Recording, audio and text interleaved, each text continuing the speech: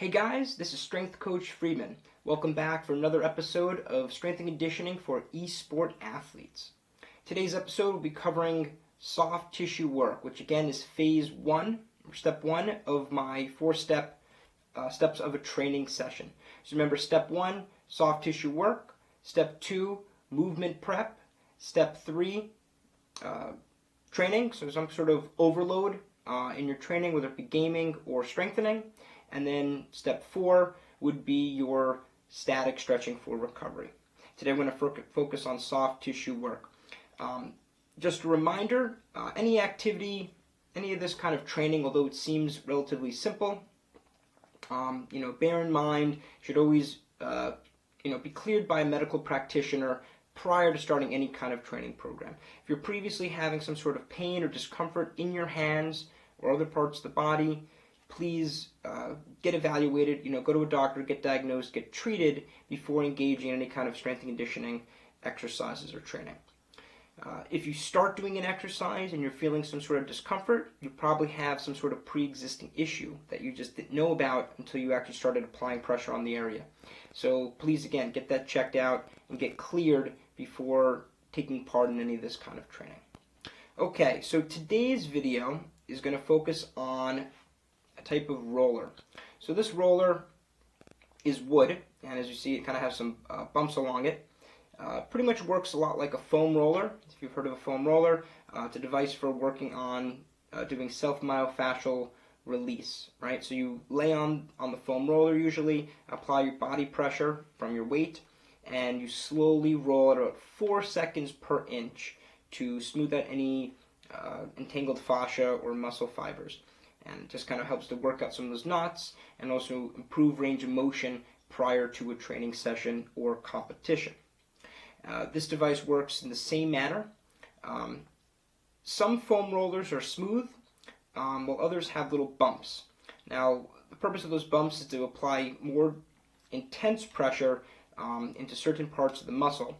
However, it's also going to miss certain parts because there are gaps, and that's kind of how this one works. So let me zoom in, show you a little more close-up what the surface of this looks like, and I will demonstrate how to use it for your hands. Okay, so here's a close-up of this device. It's a wooden device, wooden roller, and as you can see, it kind of has these pointed parts along it. The pro of these points is that allow you to get a little more pressure into different parts of the hand. The con is that you're not going to get the same level of surface area that you'd get if it was smooth. So it's kind of a trade-off. Another benefit of this tool is this pointed end, so it can kind of be used to press into other trigger points as well. So it's kind of a multi-purpose tool. So to use it, you're going to want to use it as a roller. You're going to apply your palm, gently press, and roll. Now, I'm doing this on a hard surface. It's a little slippery. So doing it on a surface has a little bit more, a little bit of give, something a little bit softer. Something that won't be as slippery would probably be beneficial for this as well.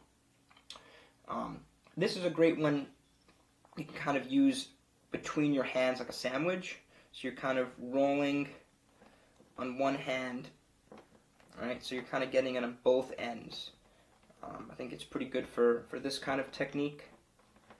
You can again start kind of at the butt of the hand, right, the base of the palm, and then I'll roll all the way through the fingers. Alright, you do the same thing with the side of the hand. Again, flip on the other side too. So it's a pretty cool tool. In addition, you can also use it as a squeeze tool. So what you do is you can just kind of grip it like a fist and gently apply pressure like you're gripping it. And you'll feel this kind of pressing into the fingers. You can kind of change the way you grip it. You can grip it more with the fingers. You can grip it more with the palm. And you keep moving it to kind of change, where it's pressing. But it works as a good grip tool as well. So I hope you found this video helpful. And please tune in for future videos on how to work the soft tissue of your hands, as well as the 3 additional components of a training session that we haven't touched on yet: mobility work, actual strength and conditioning, and then finally static stretching. So thanks for watching.